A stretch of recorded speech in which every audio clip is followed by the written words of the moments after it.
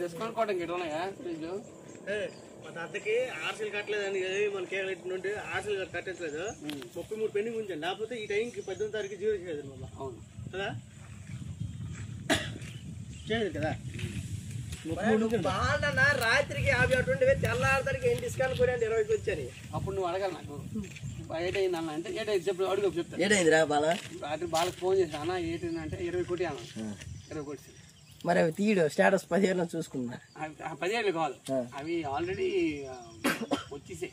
first అయిపోయింది finance చెప్తాను డబ్బులతో